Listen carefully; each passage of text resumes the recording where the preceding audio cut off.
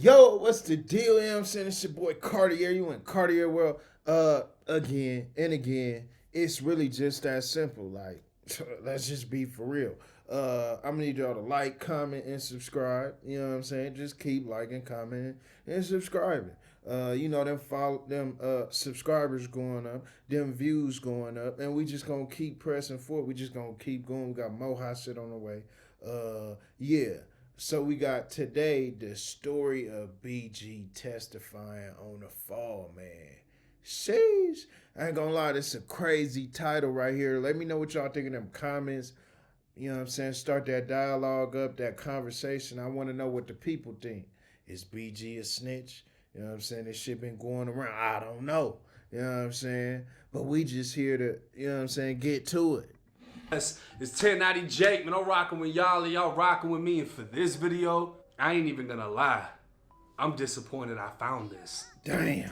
One of the last rappers anyone would have thought would get exposed is now under investigation over snitching accusations. Sheesh. Louisiana legend BG, who was just released from federal prison less than 3 months ago, is now being accused of the unthinkable.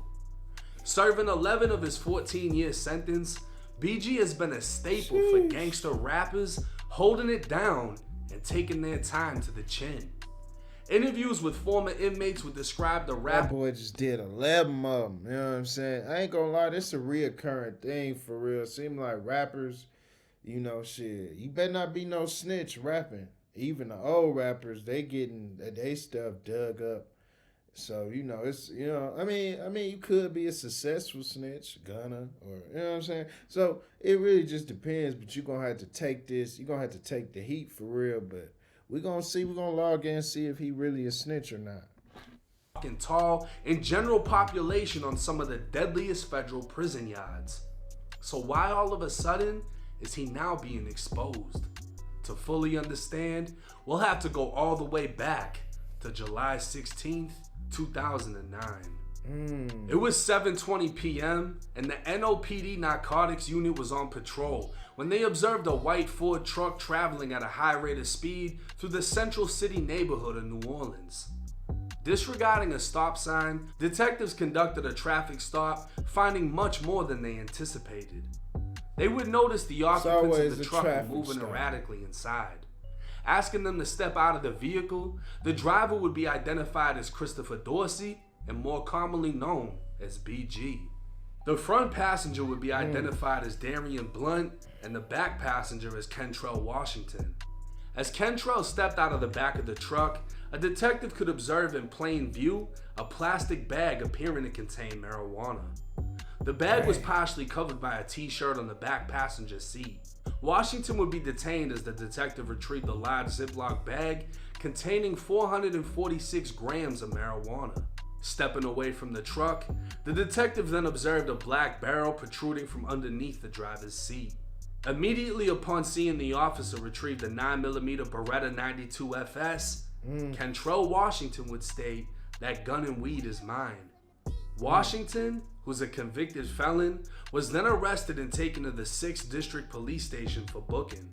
He'd again inform NOPD officers, as well as a federal ATF agent named Special Agent Dorick, that the handgun was his and that he had in fact obtained the gun from his girlfriend Trina Jones, who brought him the gun from Houston to New Orleans a month prior. Agent Dorick took possession of the handgun and marijuana while taking custody of Washington and federally arresting him. In addition, both BG and Blunt would testify that BG was driving, Blunt was the front passenger, and Kentrell was in the back. BG and Blunt would testify they were unaware there was a firearm in the vehicle, and they would both confirm the firearm was Washington's, that Washington admitted to officers the firearm was his, and that he obtained the firearm from his girlfriend.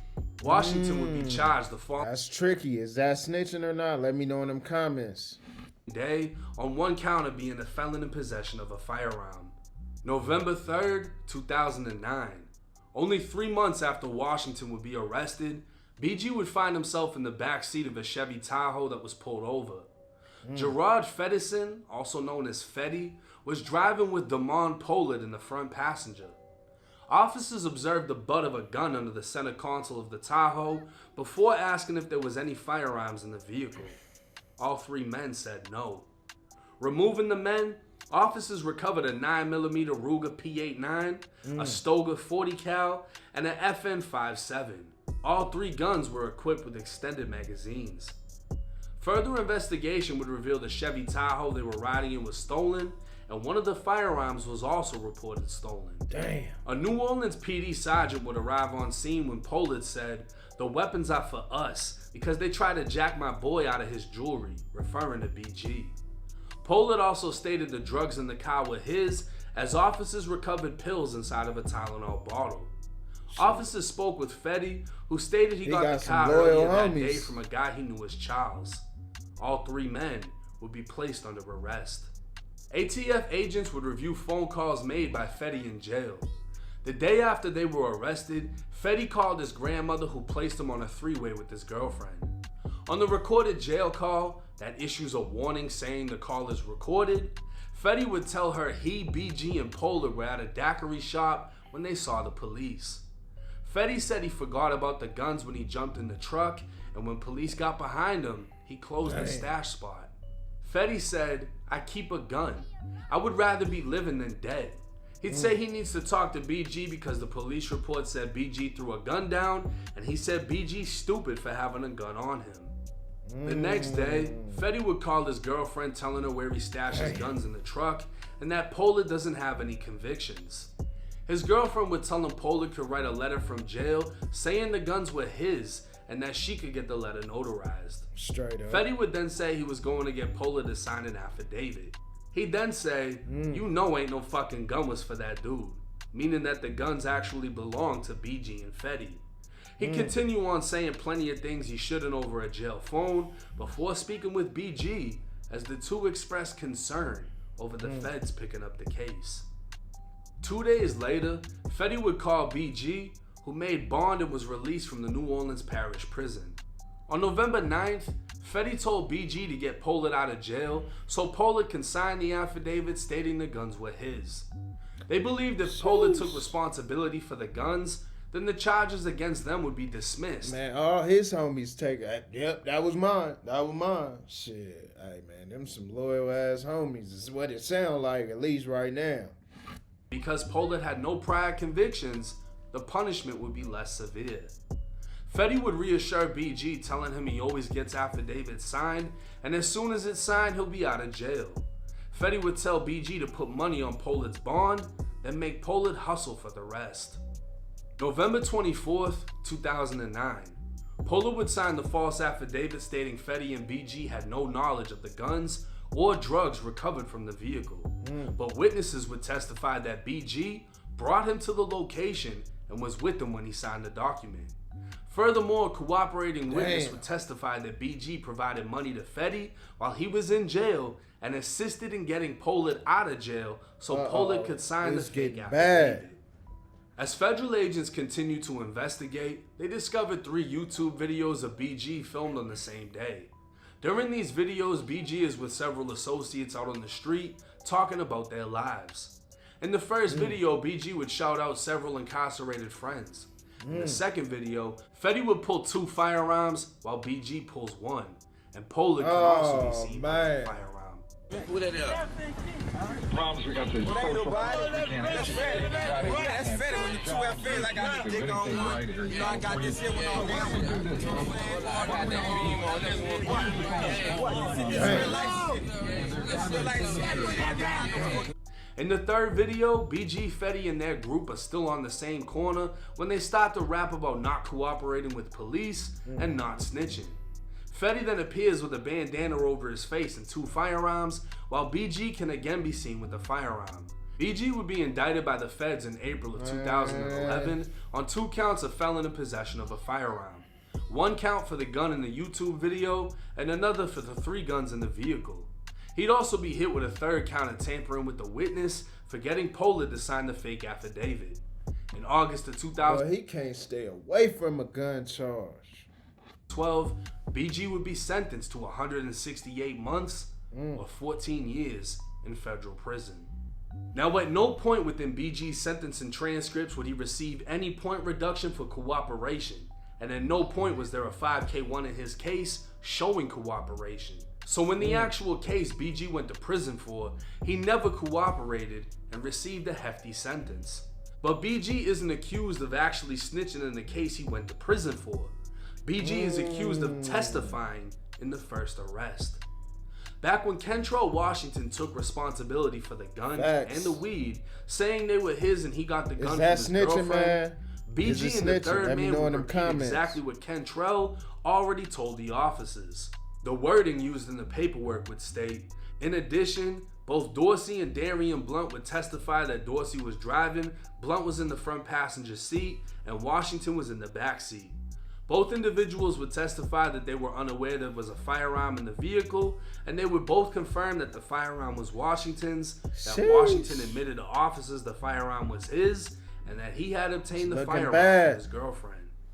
Many have become confused on the wording of this paragraph, specifically would testify. They compared this case to Gunner, in which Gunner received a plea deal and agreed to testify if called upon, but this isn't the same for BG. Kentrell Washington never went to trial, leading many to assume BG never testified, but they would also be wrong. Within Washington's preceding transcripts, specifically page 3, his public defender Jocelyn would state, "Now Mr. Washington was the one who was charged. I think the government could clear it up more, but I believe BG was given subpoenas to appear for the grand jury in connection with this proceeding. I do not know if he was actually called to testify, but I do believe he received 2 subpoenas to come to court." The U.S. Attorney or federal prosecutor Mr. Vitas would state, both passengers that were in the vehicle were put before the grand jury. This would confirm both BG and Darian Blunt went before a grand jury. Now, a grand jury is a private proceeding used to determine if enough evidence exists to bring charges against the suspect. With 16 to 23 grand jurors present, the prosecutor will introduce evidence or call on witnesses through subpoenas to testify. After all evidence and testimony has been heard, the grand jurors will decide whether or not to indict the suspect. In this case, BG and Darian would testify the gun belonged to Washington, and the grand jury would choose to indict Washington for being a felon in possession of a firearm. But this is where the case gets tricky. BG's very own state lawyer, Frank DeSalvo, would be representing Kentrell Washington in his Fed case. According to Washington, BG's lawyer promised he'd receive 1 to 2 years at most in prison. He'd plead guilty, then withdraw his guilty plea after learning he was actually facing 6.5 to 8 years. Firing his lawyer, Washington would point out how his lawyer was also BG's, and 4 months after Washington was arrested, BG would be arrested in another case where BG tried to pay someone to take the fall.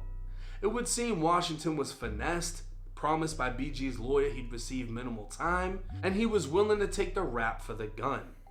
It would also seem Washington, BG, and Blunt all planned on Washington being the fall guy.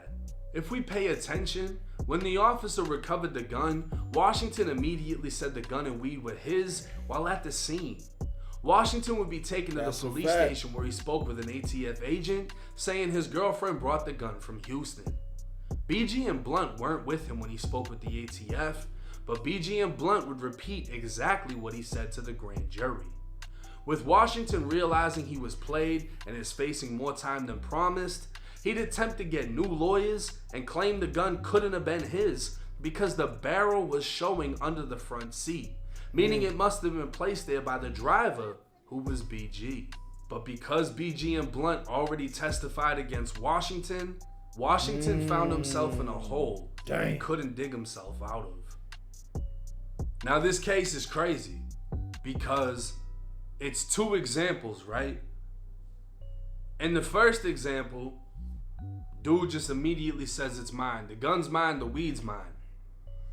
In the second case, the guy wouldn't admit that it was his, but BG and BG's homie would come up with an idea. Look, we're gonna bond him out and we're gonna give him money to sign off and say that the shit was his because he doesn't have any priors. He's gonna be the fall guy. And the guy actually does it. He signs the affidavit, but the police listen to the jail calls, they figured out the plot, and they hit BG with witness tampering. In the first case, that isn't how it went. In the first case, this guy admits, hey, this is mine. And within a month, BG and the other passenger was subpoenaed to a grand jury, testified in court, Damn, man. and said everything was Washington's. See, Now they repeated everything. when you get on that stand, man, no matter if they subpoena you or if you say you willing to get on the stand, maybe you didn't or you do, that's when everything get tricky. You know what I'm saying? It's like, all right, bro. You know what I'm saying? Like, what's really going on, bro? Did you do this? Did you not do this? You know what I'm saying? It's just when it get confusing. What y'all think of them comments? Said, which makes me think they most likely discussed this, whether it was in the car, whatever it was. Yo, bro, you're not from New Orleans, you from Houston. You're only gonna get 1 to 2 years. You'll be good. Just take the rap for this shit. We're gonna take care of you. Da da da. Dude's like, all right, bet. So he takes the charge. He's got BG's lawyer. Who do you think put that together? Most likely BG. He gets BG's lawyer. BG's lawyer's telling him, yeah, you're only gonna get 1 to 2. You'll be all right. BG goes up and testifies. And this is the thing. If they agreed dude was going to be the fall guy and BG made a statement at the scene, hey, whose gun was it? He just said it was his gun. It's like you can almost go for that because dude is being the fall guy. But BG testifying in court, how many rappers do we know that have testified in court? And it hasn't come with a label of being a snitch or a rat. BG actually testified in court saying it was dude. Yeah, man, that's bad, bro. I ain't gonna lie. It's looking bad for BG. You know what I mean? Because you ain't supposed to get up on that stand. You signed up for that life, and it's like, damn.